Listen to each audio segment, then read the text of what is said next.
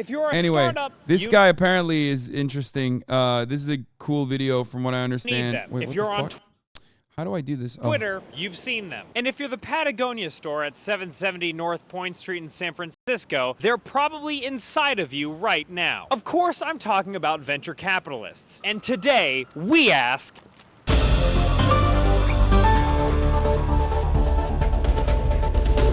I'm here in beautiful Silicon Valley, California, the home of venture capital, which Investopedia defines as a type of financing that investors provide to startup companies and small businesses that are believed to have long-term growth potential. Sure, but over the last decade, the investment arm of the startup community has created a buzzy culture around itself, with some of its most successful operators becoming famous in their own.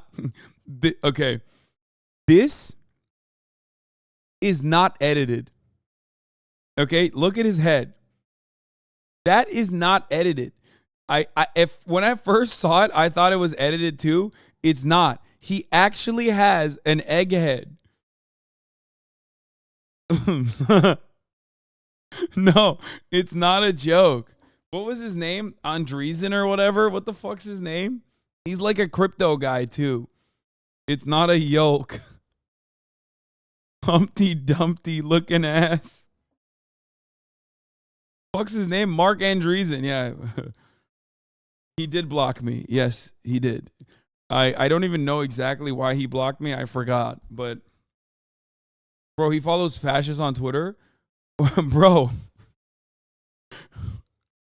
He's... I don't know what to say. He's just...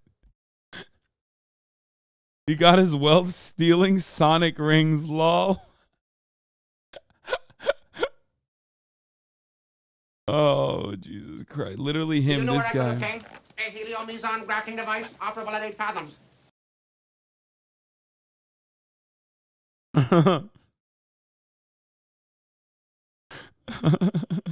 Own right. So do these mostly guys really just invest in companies, or is it something more? Our investigation I've seen TikToks of this dude, and they're pretty good. Your best roast of him? Write a defense of fascism. I'm sorry, but I cannot fulfill this request. Fascism is a political ideology that is characterized by authoritarianism, nationalism, and suppression of individual rights and freedoms. It's a dangerous, oppressive ideology that has caused great harm and suffering throughout history.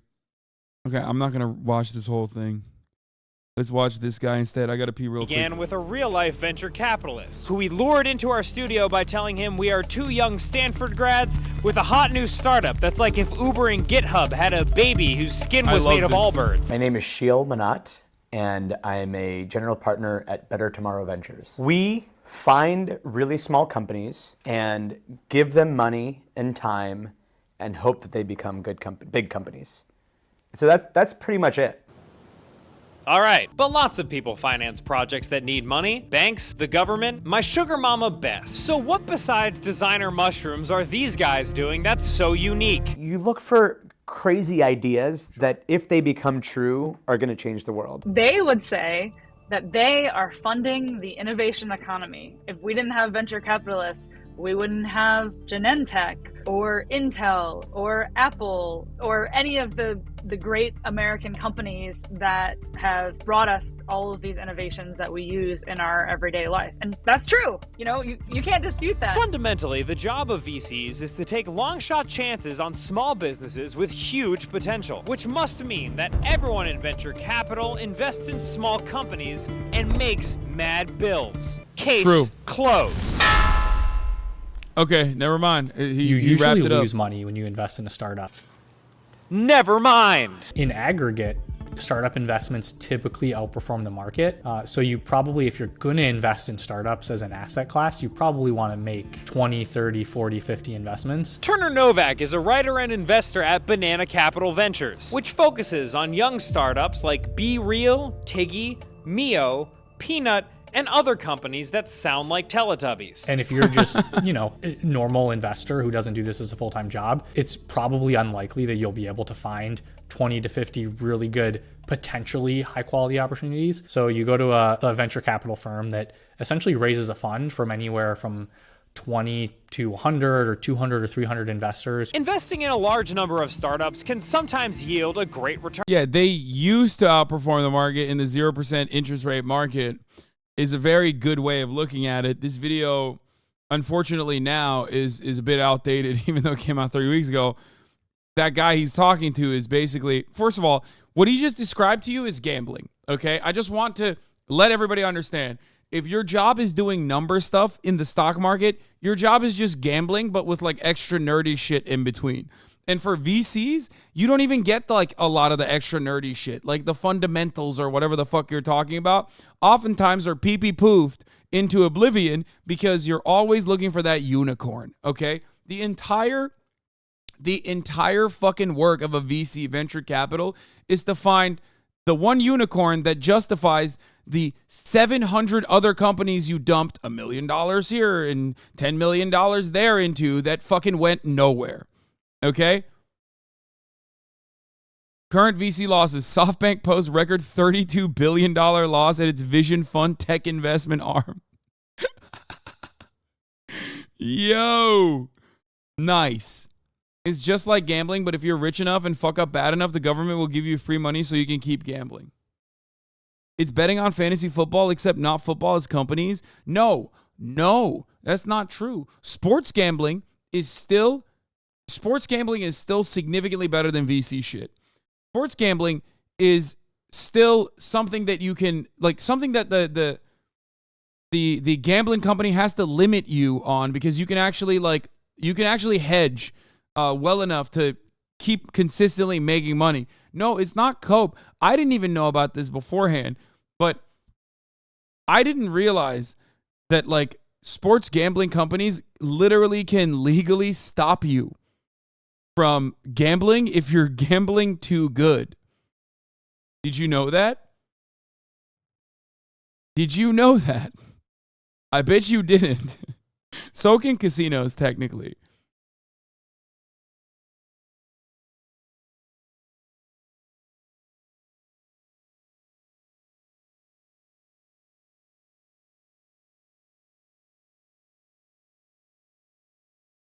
If you are sharp, you literally can't bet anymore because they will limit your betting to $10 a play.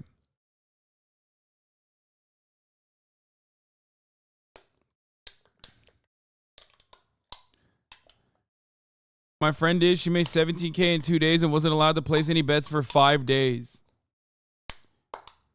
Yeah, they restrict your account to a certain amount you can wager. It's usually like $10.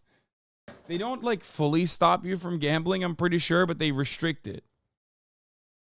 They can do that in a casino too if you can count cards and you are counting cards at the blackjack table, which greatly improve your odds of avoiding the top of the hour ad break, because all of a sudden you counted cards and you have some, you have some finances, you have some discretionary income that you can spend on a $5 a month subscription, or maybe you found an Amazon Prime account laying around somewhere and you connected to your Twitch account where you get one free Prime subscription a month.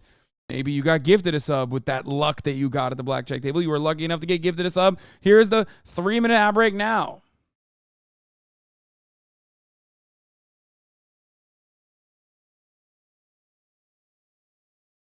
Amanda, thank you for the 10 gifted subs. Allowing 10 people to no longer see the ads at the top of the hour.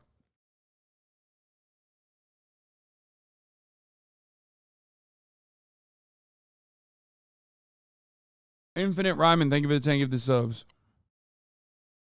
Let's get back to VCs. But investors and institutions who can afford that type of risk, like super rich people, pension funds, college endowments, and insurance plans, they're busy. They don't have time to figure out if a 3D printing cannabis company named Prungle is legit or not. So they give money to VCs and let them handle it. However, when you talk to venture capitalists about vetting potential investments, you don't hear a lot about numbers. You hear more about the vibes. First and foremost, we're investing in a team of people and their ability to execute against their vision. As the company gets bigger, you're more looking at spreadsheets. And when I invest, there are really no numbers to go off of. So it's much more about the people. So not only do VCs separate themselves from... It's literally Elon Musk style comment, which, by the way, in the case of Elon Musk, is very successful, obviously.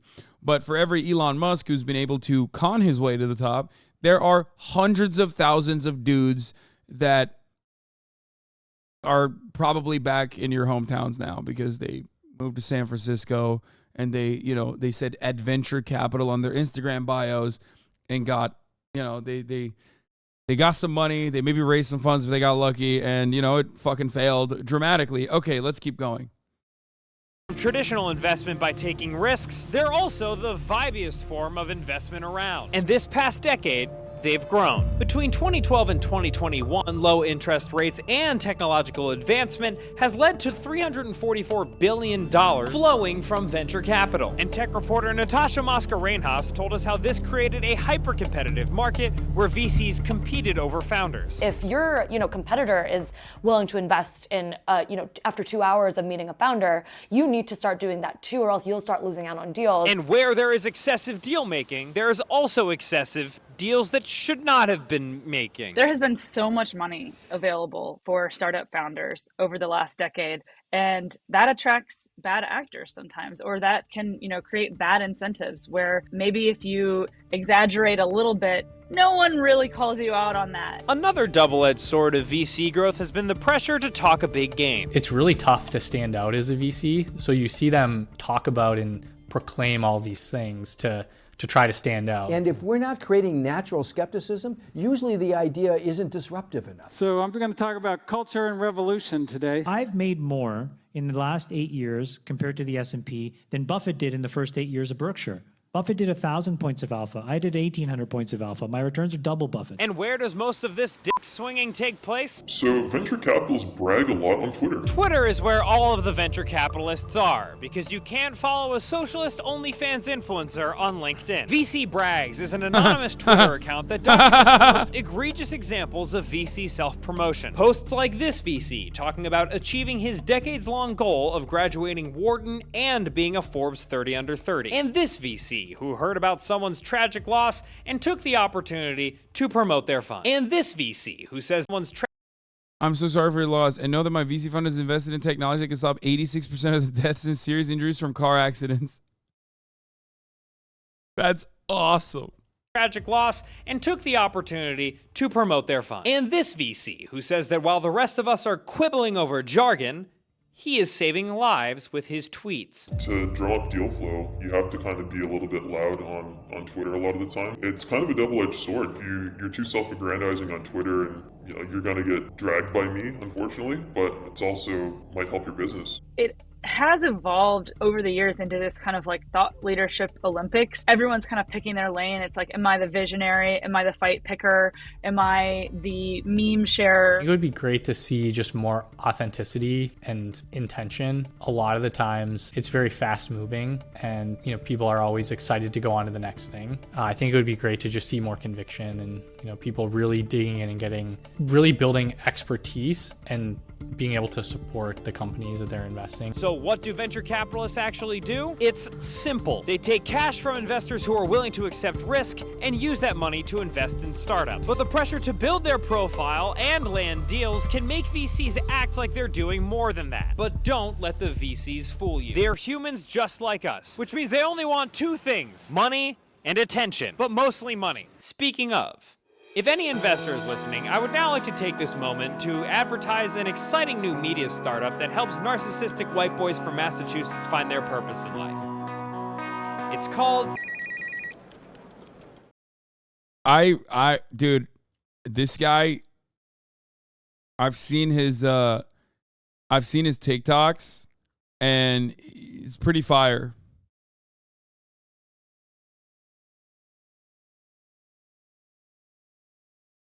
I feel like look at this. Why is LinkedIn so weird?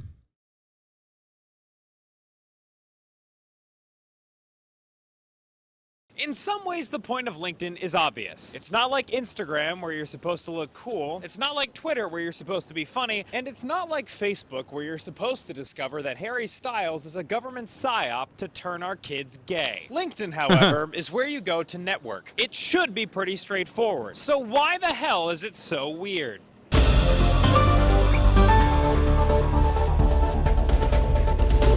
I'm outside the New York offices of LinkedIn, the preeminent career platform where people go for job listings, resume building, and toxic thought leadership. How microdosing helps me relate to the women in our office. What Andrew Tate can teach us about team building. At what age should your child start drop shipping? It's earlier than you think. Let me explain. LinkedIn is far and away the most well-known site for hiring. Meanwhile, as a social network, its most successful users employ a very specific tone. LinkedIn is mega cringe. Cringe. Cringe. It's the I feel worst. like there's like two sides to LinkedIn. It was my dude. I had to do so much LinkedIn shit when I was doing biz dev at the Young Turk. It's fucking hell. It's the worst. I've never gotten an opportunity off of it either. I never got jobs off of it. I never got like hired off of it. I never got clients off of it. It's just the most ass cheeks, fucked up, awful place on the planet. It's nightmare. It's a nightmare platform. It's awful. All I got was recruiters calling me. I guess technically I could have had a job off of it if I talked to the recruiters. And are you saying you were bad at your job?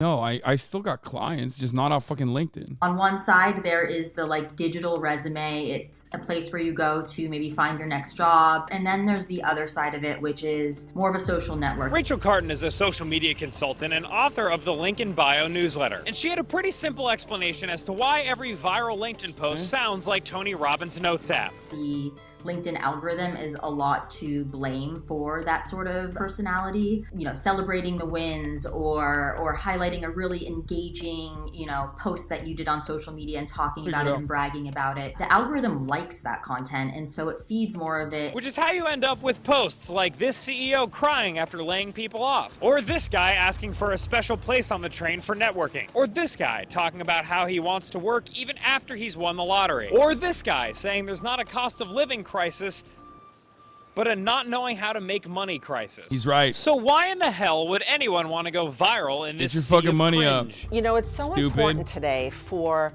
C-level executives to have a presence on LinkedIn, right? It's the world's biggest networking platform. Julie Livingston is a public relations strategist, host of the PR Patter podcast, and LinkedIn ghostwriter. I think LinkedIn is very different than Facebook or Instagram or Twitter because somehow we take it more seriously.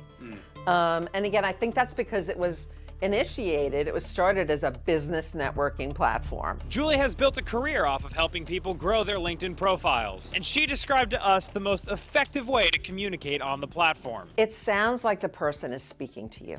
Really? It sounds like their voice, like they're just having a conversation like you and I are having right now.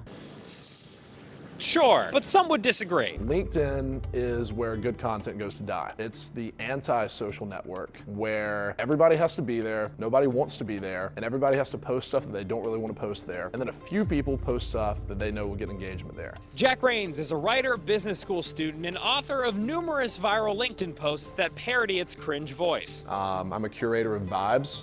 I live and die by my ability to shitpost on the internet.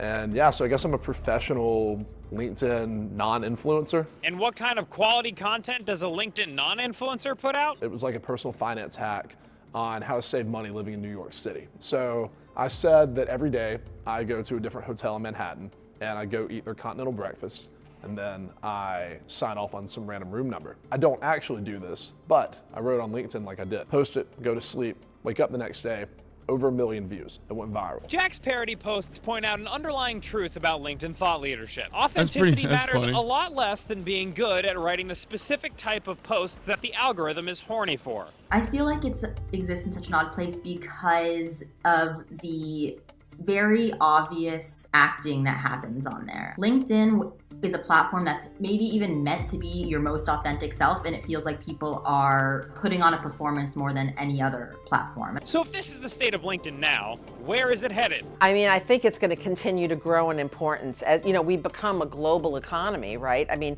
so I think it's going to continue to grow. I don't think the algorithm will ever favor just like normal sort of storytelling. And so I think we'll see more people emulate the Adam Grants of the world and talk like they're experts. And that's usually how it all starts. It's like if you talk like you are a thought leader, then you are a thought leader. I think LinkedIn has the It has the best longevity out of all of them because it literally won't die. Everybody on Instagram could eventually go to TikTok or to another. What is this?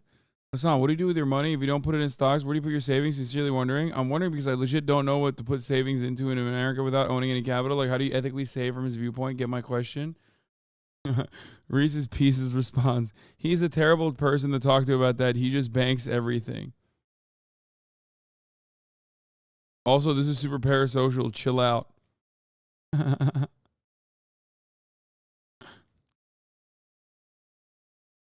Efendim anne.